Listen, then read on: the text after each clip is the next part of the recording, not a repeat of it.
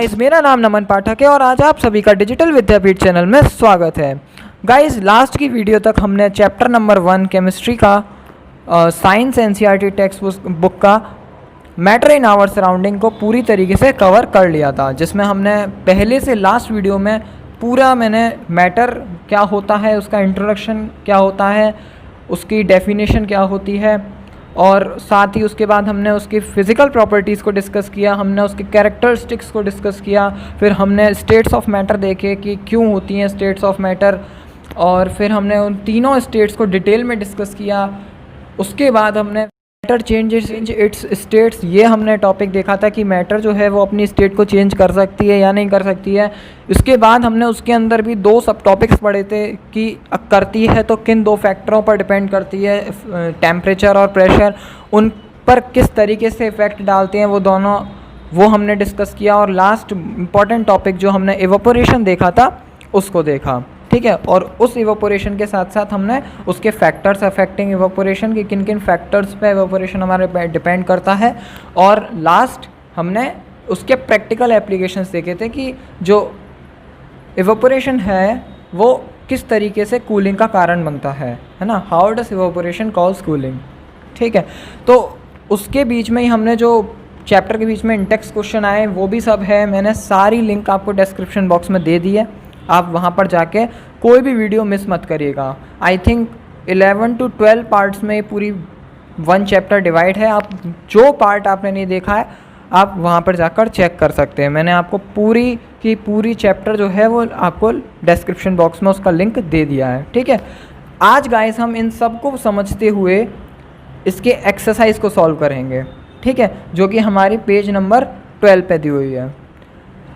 इसमें जो हमारा पहला क्वेश्चन आएगा, convert the following temperature to the Celsius scale. पहला पार्ट क्या है 293 केल्विन एंड सेकंड पार्ट है 470 केल्विन। तो बेसिकली हमने लास्ट में वीडियोस में भी जब ये टॉपिक आया था और इंटेक्स क्वेश्चन में भी आया था तब हमने इसका एक न्यूमेरिकल भी डिस्कस किए थे इस टाइप के, और हमने उसमें एक फॉर्मूला देखा था, temperature on Kelvin scale is equals to temperature on Celsius scale plus 273, ठीक है। तो अब हम क्या करेंगे, जस्ट हमको जो वैल्यूज़ दी गई है वो हमको केल्विन में दे रखी है, हम बस उस फॉर्मूले में जाके इस वैल्यू को पुट कर देंगे और हमको हमारा आंसर मिल जाएगा। लेकिन उसके लिए हमें क्या करना पड़ेगा, अपने फॉर्मूले को थोड़ा सा रीअरेंज करना पड़ेगा जिससे हम उसकी सेल्सियस में वैल्यू निकाल सकें। अब वो रीअरेंजमेंट कैसा है, बस कुछ नहीं है, temperature on Celsius scale is equals to temperature on Kelvin scale minus 273। बस अब आप क्या करना है, टेम्परेचर ऑन केल्विन स्केल की जगह आपको 293 पुट कर देना है। जब आप 293 पुट करेंगे तो आपको क्या मिलेगा, 293 minus 273 is equals to 20 degree Celsius, ठीक है। डिग्री सेल्सियस मत भूलिएगा क्योंकि ये यूनिट है और साइंस में यूनिटों का बहुत बड़ा रोल होता है। इसके बाद जो हमारा सेकेंड पार्ट आता है 470 केल्विन, सिमिलरली इसमें भी हमको जस्ट वैल्यू पुट करनी है एंड हमको आंसर अपना मिल जाएगा। हम क्या करेंगे, 470 minus 273 is equals to 197 degree Celsius. So guys, मुझे लगता है कि आपको पहला क्वेश्चन क्लियर होगा। इसके बाद हमारा जो क्वेश्चन है second, convert the following temperatures to the Kelvin scale, ठीक है। अब ये जो दो टेम्परेचर दे रखे हैं, first 225 degree Celsius and B part 373 degree Celsius. अब जस्ट इसको हमको केल्विन स्केल में कन्वर्ट करना है। तो वही हमारा जो लास्ट क्वेश्चन में हमने फॉर्मूला यूज़ किया है, temperature on Kelvin scale is equals to temperature on Celsius scale plus 273। अब इसमें हमें कोई रीअरेंजमेंट नहीं करना क्योंकि हमको केल्विन में ही आंसर चाहिए। तो हम क्या करेंगे, जस्ट बस टेम्परेचर ऑन सेल्सियस स्केल की जगह इन दोनों वैल्यूज़ को पुट कर देंगे। अगर हम ए पार्ट की बात करें तो 25 डिग्री सेल्सियस प्लस 273 को जब हम सॉल्व करेंगे तो क्या आएगा, 298 केल्विन। वही फिर यूनिट आपको केल्विन के लगानी पड़ेगी, इंपॉर्टेंट है बहुत। इसके बाद जो हम सेकेंड पार्ट में देखेंगे 373 डिग्री सेल्सियस, उसमें हमको क्या करना है, बस 373 plus 273 is equals to 646 Kelvin, ठीक है। वहीं जो क्वेश्चंस थे वो बहुत ज़्यादा सिंपल थे और सिर्फ एक ही फॉर्मूले पे डिपेंड थे। होपफुली कि आपको ये दोनों ही क्वेश्चन समझ में आए होंगे। इसके बाद अगर हम थर्ड क्वेश्चन की तरफ मूव करते हैं, give reason for the following observations. First, naphthalene balls disappear with time without leaving any solid. मतलब जो नैप्थलिन बॉल्स होती हैं वो अपने आप डिसअपियर हो जाती हैं समय के साथ साथ बिना किसी सॉलिड स्टेट में जाए हुए, ठीक है। या फिर लिए आपने ऑब्जर्व किया होगा कि जो हम नैप्थलिन बॉल्स होती हैं नॉर्मली घरों में मिल जाती हैं, हम गर्म कपड़ों में लगा देते हैं, ठीक है, जिससे है ना उसमें बदबू ना आए उसके लिए। तो जो नैप्थलिन बॉल्स होती हैं वो हमारे टाइम के साथ डिसअपियर हो जाती हैं, ठीक है। हम सॉलिड स्टेट की जो नैप्थलिन बॉल्स हैं हम उनको रज़ाई के नीचे या कोई भी ऐसा कपड़ा है मोस्टली रज़ाई में ही रखते हैं हम, वहाँ पर अगर हम अप्लाई कर देते हैं और जब हम कुछ टाइम बाद 5 से 6 महीने बाद जब हमको रज़ाई की ज़रूरत पड़ती है 7-8 महीने बाद, तब हम उसे निकालते हैं तो देखते हैं कि वो बिल्कुल छोटी छोटी हो चुकी होती हैं या तो कुछ ऐसी होती हैं जो बिल्कुल ही उड़ चुकी होती हैं, ठीक है। तो मतलब उसी का रीज़न बताना है कि वो कहाँ डिसअपियर हो जाती हैं और क्यों डिसअपियर हो जाती हैं, ठीक है। तो देखिए नैप्थलिन क्या है, एक तरीका सब्लिमेट सब्सटेंस है। अब सब्लिमेट सब्सटेंस क्या होता है, जो कि हमारा सॉलिड स्टेट में कन्वर्ट हो जाता है डायरेक्टली गैसियस स्टेट से, या फिर मैं उल्टा बोलूँ जो हमारा गैसियस स्टेट से डायरेक्टली सॉलिड स्टेट में कन्वर्ट हो जाता है। ऐसी प्रॉपर्टी जिन सब्सटेंस के पास होती हैं हम उनको क्या बोलते हैं, सब्लिमेट बोलते हैं, ठीक है। तो नैप्थलिन क्या है, एक सब्लिमेट सब्सटेंस है जो कि डायरेक्टली सॉलिड स्टेट से गैसियस स्टेट में कन्वर्ट हो जाता है। कहाँ से, जो अपने सराउंडिंग्स हैं, जिस जगह पे वो अप्लाई हुई है वहाँ की जो आसपास की सराउंडिंग्स हैं वहाँ से हीट को लेता है, डिसअपियर हो जाता है, डायरेक्टली सॉलिड स्टेट से गैस स्टेट में कन्वर्ट हो जाता है बिना किसी लिक्विड स्टेट में जाए हुए। अच्छा, इसी प्रोसेस को हम क्या बोलते हैं, सब्लिमेशन, ठीक है। अब नैप्थलिन बॉल्स क्या होती हैं, एक नैप्थलिन वेपर्स बनाती हैं जो कि स्लोली डिसअपियर होने लगते हैं।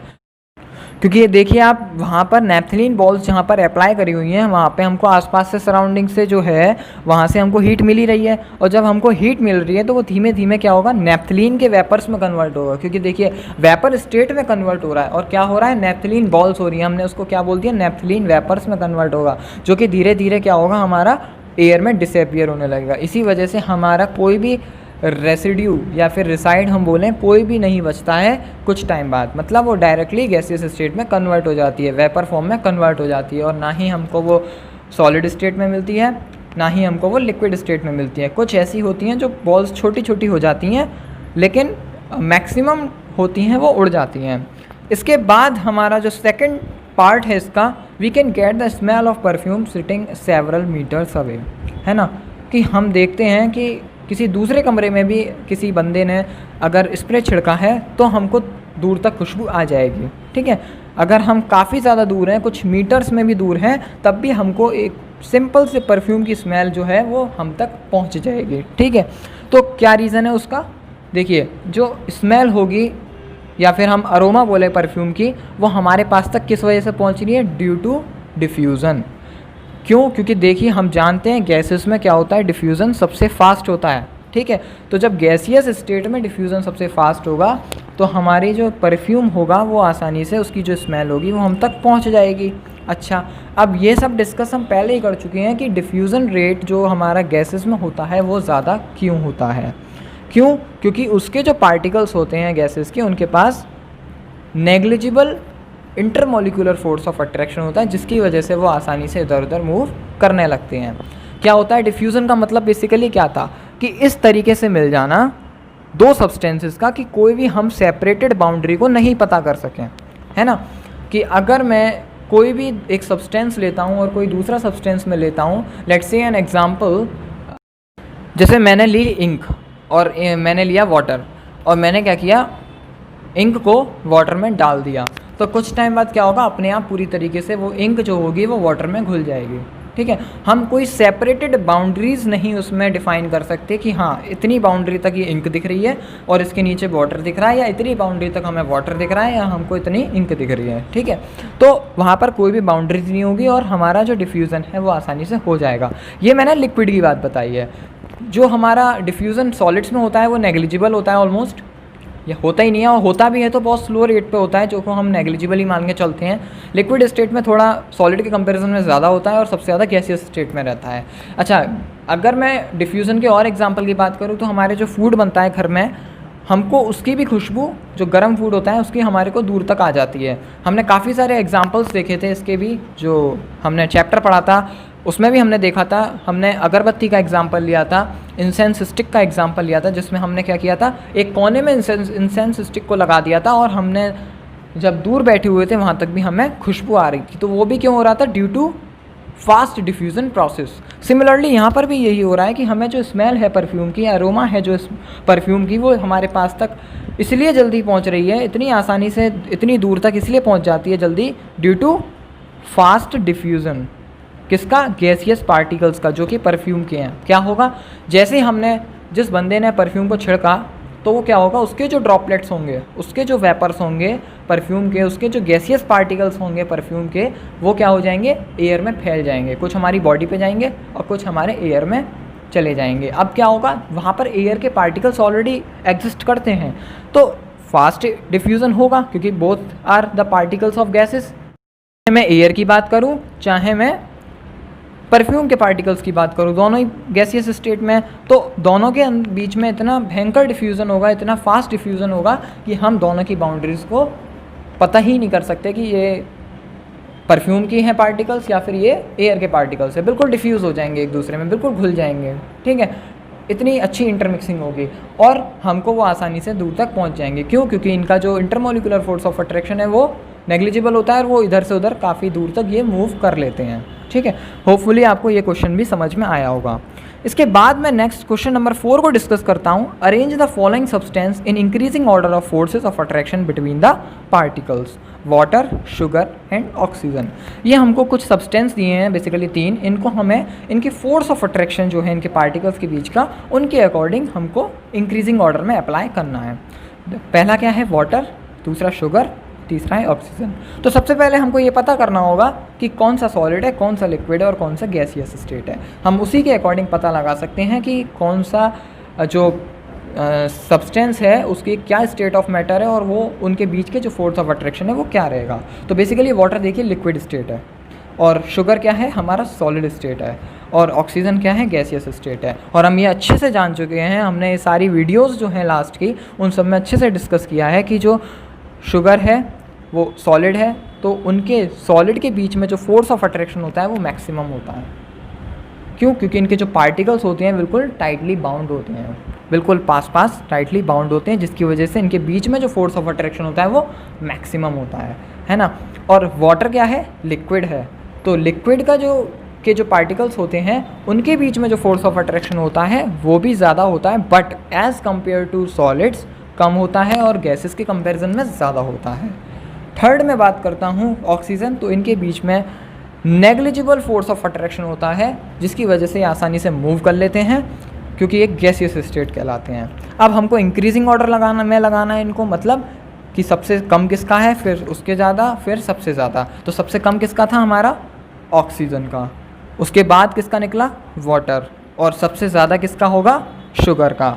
तो हमारा जो अरेंजमेंट रहेगा उसमें सबसे पहले क्या आई? हमारे ऑक्सीजन आई, उसका सबसे कम रहेगा।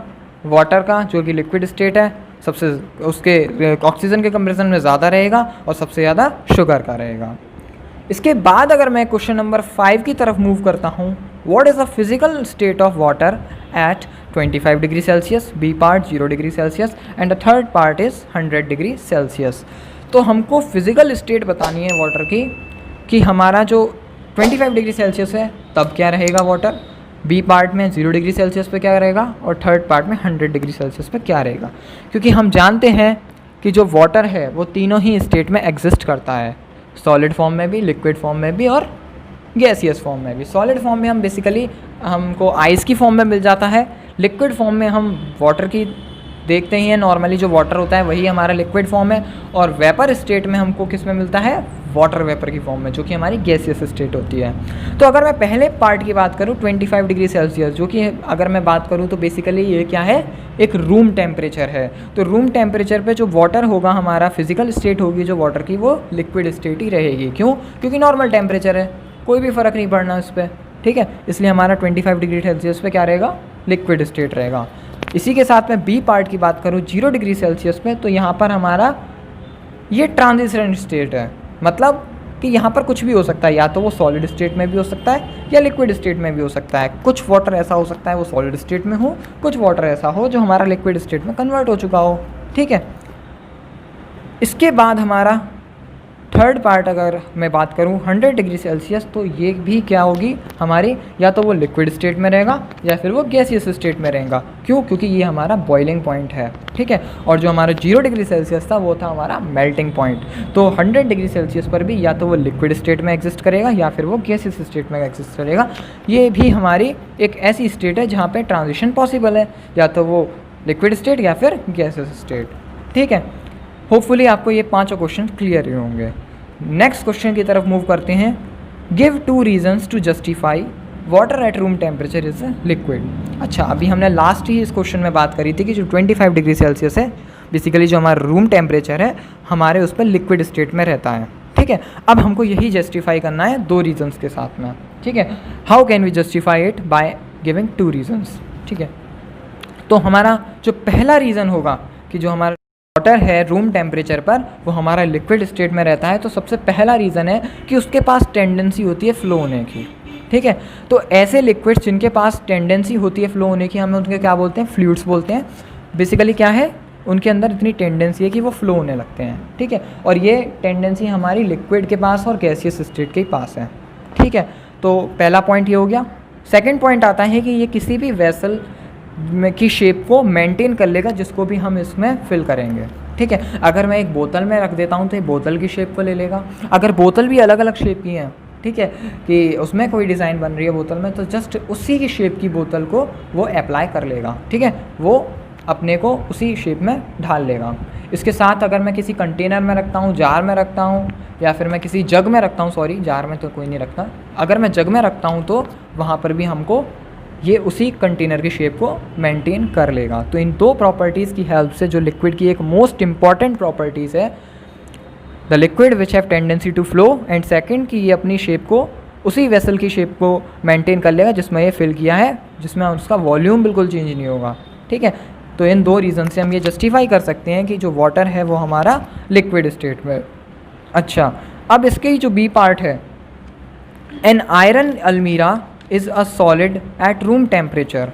मतलब एक आयरन अलमीरा जो है वो सॉलिड स्टेट में रहेगी रूम टेम्परेचर पे।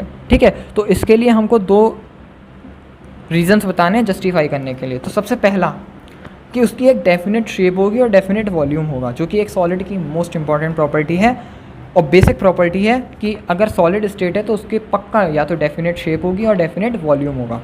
ठीक है, तो आयरन अलमीरा की भी रूम टेम्परेचर पे क्या होगा? डेफिनेट शेप रहेगी और डेफिनेट वॉल्यूम रहेगा।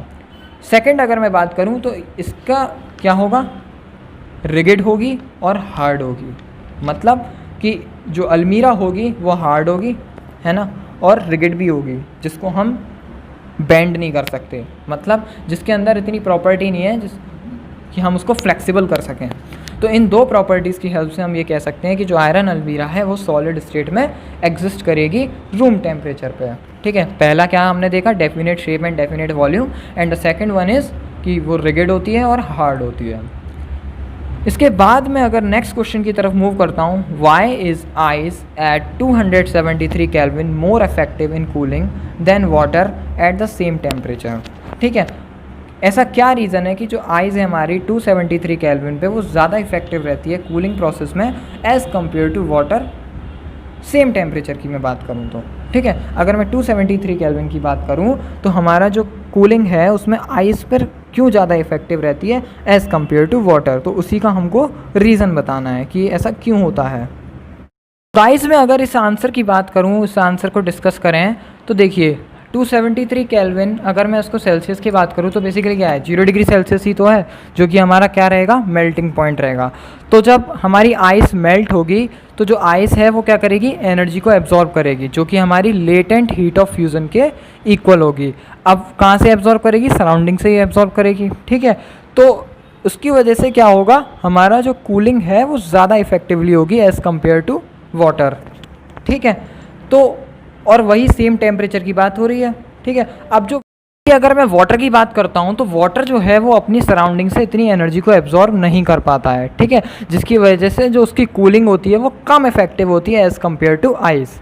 और यही एक सिंपल सा रीज़न है जिसकी वजह से जो आइस होती है वो हमारी 273 केल्विन पे ज़्यादा इफेक्टिव होती है कूलिंग में एज़ कम्पेयर टू वाटर, अगर मैं सेम टेम्परेचर की बात कर रहा हूँ।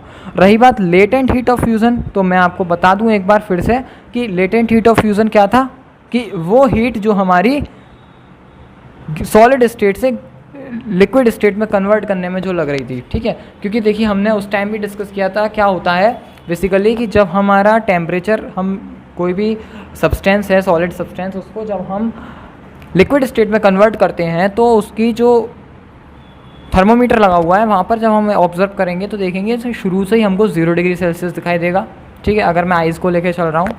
और जब तक वो पूरी तरीके से कन्वर्ट नहीं हो जाता है वाटर में, मतलब लिक्विड स्टेट में कन्वर्ट नहीं हो जाता है, तब तक वो हमारे कोई भी वेरिएशन शो नहीं करता। तो वहाँ पर ये क्वेश्चन आता था कि क्यों वेरिएशन शो नहीं करता है, तो वो किसकी वजह से होता था, लेटेंट हीट ऑफ फ्यूज़न, मतलब वो छुपी हुई हीट जो कि हमारी पार्टिकल्स के डिस्टॉर्शन में, पार्टिकल्स की जो शेप है उसको ख़त्म करने में हमारी खर्च हो जाती है। मतलब क्योंकि देखिए इंटरमोलिकुलर फोर्स ऑफ अट्रैक्शन जो सॉलिड में होता है वो सबसे ज़्यादा होता है, अब उसको तोड़ना पड़ेगा तभी तो हम किसी भी सब्सटेंस को, जो सॉलिड सब्सटेंस है उसको लिक्विड स्टेट में ला सकते हैं, तो उसको तोड़ने में ही सारी एनर्जी हमारी लग जाती है। अब लेटेंट का मतलब है हिडन और फ्यूज़न का क्या मतलब होता है, हमारी सॉलिड स्टेट से लिक्विड स्टेट में कन्वर्ट करना। तो इसलिए टोटल जो टर्म बन के आता है वो लेटेंट हीट ऑफ फ्यूज़न कहलाता है। होपफुली आपको ये वाला आंसर भी क्लियर हुआ होगा।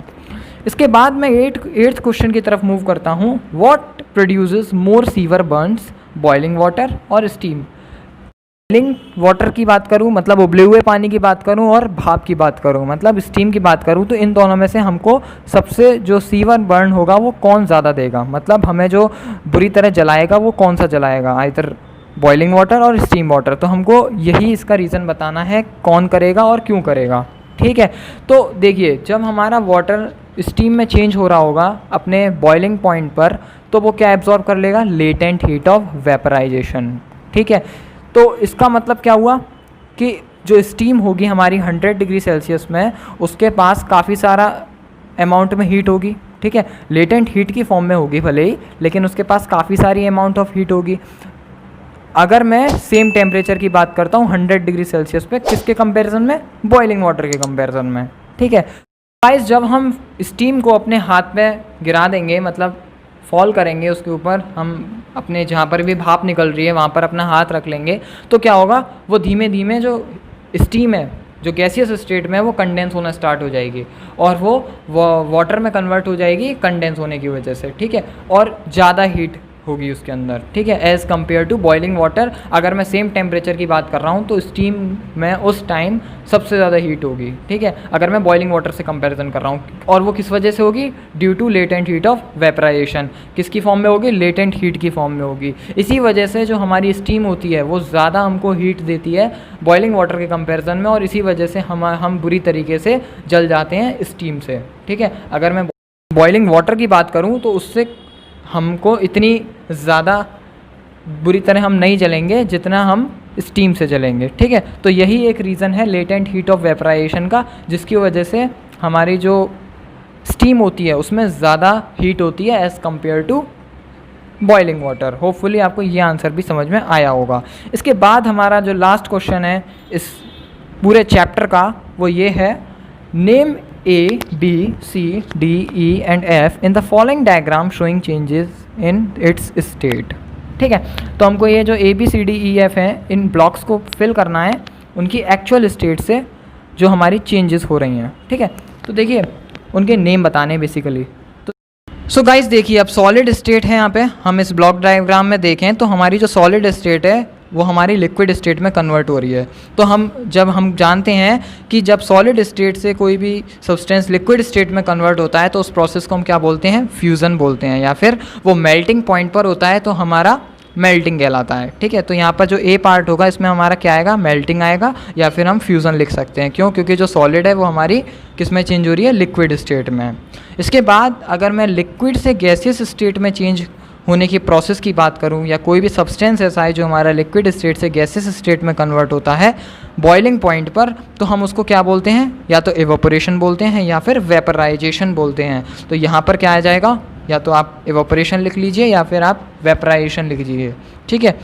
लेकिन जो यहाँ पर मोस्ट सूटेबल वर्ड रहेगा वो आपका वेपराइजेशन रहेगा, क्योंकि कभी कभी क्या होता है, हम इवेपोरेशन की जो डेफिनेशन होती है वो क्या कहती है, बिलो इट्स बॉइलिंग पॉइंट, और यहाँ पर हम क्या बात कर रहे हैं कि बॉइलिंग पॉइंट होना चाहिए, क्योंकि कोई भी लिक्विड स्टेट वो गैसेस स्टेट पर जो कन्वर्ट हो रही है वो किस वजह कब होती है, जब वो बॉइलिंग पॉइंट तक पहुंच जाती है। इसीलिए यहाँ पर जो सुटेबल वर्ड रहेगा वो हमारा वेपराइजेशन रहेगा।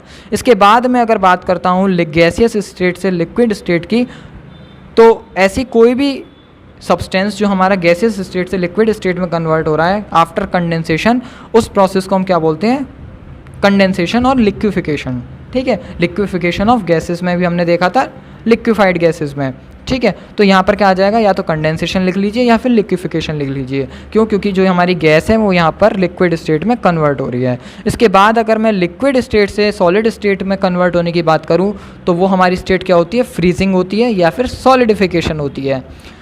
तो कोई भी सब्सटेंस जो हमारा लिक्विड स्टेट में है वो हमारा सॉलिड स्टेट में जब कन्वर्ट हो जाता है आफ्टर कंडेंसेशन, या फिर कंडेंस होने की जो प्रोसेस होती है हम उसको कूल करें, और तो वो क्या कहलाता है, फ्रीजिंग स्टेट और या फिर हमारा सॉलिडिफिकेशन, ठीक है।